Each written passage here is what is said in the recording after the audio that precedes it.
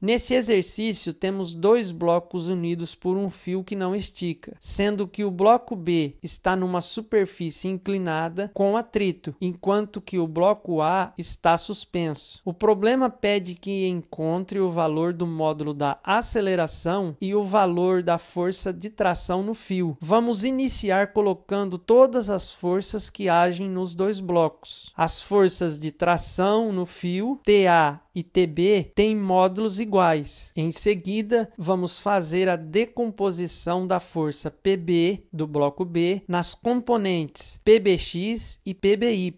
Como vemos, PBX ficou paralelo à superfície do plano inclinado, enquanto que PBY ficou perpendicular a PBX. Esse procedimento facilitará nossos cálculos. No entanto, PBX e PBY ficarão em função do vetor PB e do ângulo, que ainda não sabemos se será φ ou beta, já que se trata de ângulos diferentes. Precisamos descobrir qual dos dois ângulos tem a abertura de 30 graus, conforme a inclinação do plano inclinado. Para essa análise, vamos unir o vetor PB com a base do plano inclinado. Isso revelará um novo triângulo retângulo. Colocamos o ângulo φ no seu devido lugar e somamos todos os ângulos internos desse triângulo, igualando a 180 graus. Assim, obteremos o valor do ângulo φ. Como vemos, o ângulo que buscamos não é φ, pois precisamos de um ângulo que tenha 30 graus. Nos resta o ângulo beta. A soma de φ e beta é igual ao ângulo de 90 graus, pois PBX e PBY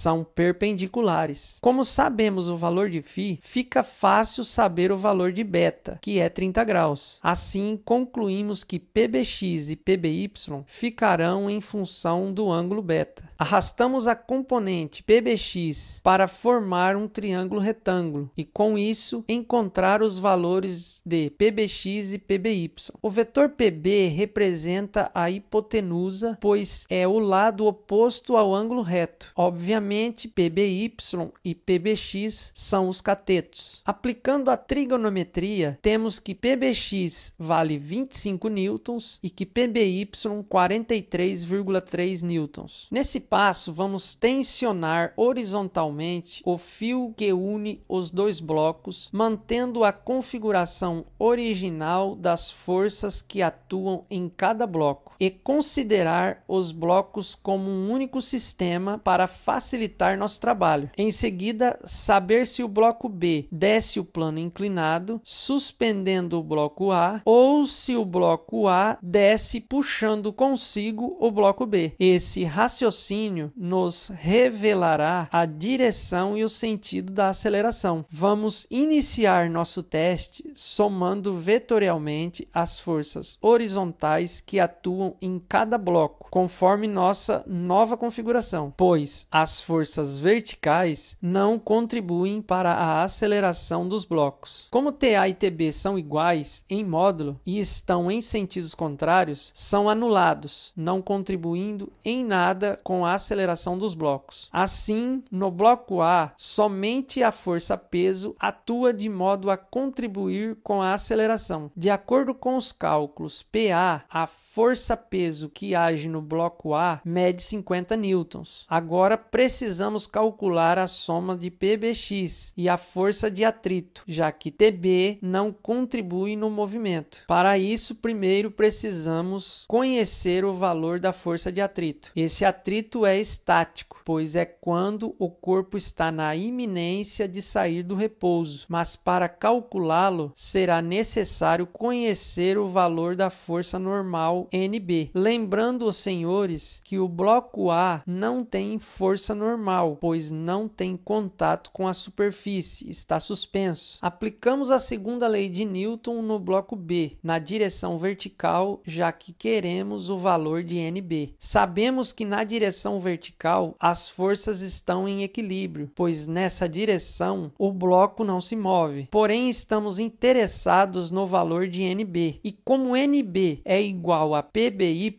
um valor conhecido, será possível concluir o cálculo do atrito estático. E por sua vez, concluímos nosso teste sobre a orientação da aceleração dos blocos. Temos uma força de 50 newtons na direção horizontal, apontando para a direita, e uma força de 44,5 newtons de mesma direção, apontando para a esquerda. Fica claro que o vetor resultante que agirá no sistema fará com que os blocos sejam acelerados no sentido direita, ou seja, o bloco B é puxado pelo bloco A. Analisando ainda como um sistema, os blocos possuem a mesma aceleração, devido ao fio não se esticar. Não se esqueçam de somar as massas dos dois blocos e cancelarem as forças de tração no fio, pois, como já mencionado, são de mesmo módulo e sentidos contrários. Notem que agora foi usado o atrito cinético. Como estamos calculando a aceleração dos corpos, significa que ambos estão em movimento, e isso torna obrigatório o uso do atrito cinético e não mais o atrito estático. Para calcular o valor do atrito cinético, basta substituir o coeficiente de atrito estático pelo cinético e multiplicar pela força NB. Assim obtemos o valor de 17,3 newtons. Substituímos os valores na equação com exceção da aceleração, a qual buscamos saber. E tá aí, seu valor mede aproximadamente 0,8 metros por segundo ao quadrado. O próximo passo é descobrir o valor da força de tração no fio. Como utilizaremos somente o bloco A, é evidente que não podemos cancelar TA, como havíamos feito no cálculo anterior. Além de que, é pelo seu valor que buscamos. E também incluiremos somente a massa do bloco A. Concluímos as respostas. No item A, o módulo da aceleração no valor de 0,8 metros por segundo ao quadrado, e no item B, a intensidade da força de tração no fio medindo 46 newtons. Como última análise, foi utilizado as seguintes orientações nos cálculos do problema: direção vertical, sentido para cima como positivo, e direção horizontal, sentido para a direita como positivo. Utilizem sempre a direção e sentido da aceleração como positivo. As forças que estiverem na mesma orientação, consequentemente, serão positivas, e as forças que estiverem no sentido contrário serão negativas. Esse conteúdo pode ser um pouco complexo, mas sejam sempre determinados que terão sucesso. E lembrem-se, estudar é um treinamento. Será inevitável os erros, mas eles, e somente eles, farão de você um exímio competidor. Um grande abraço e até a próxima aula.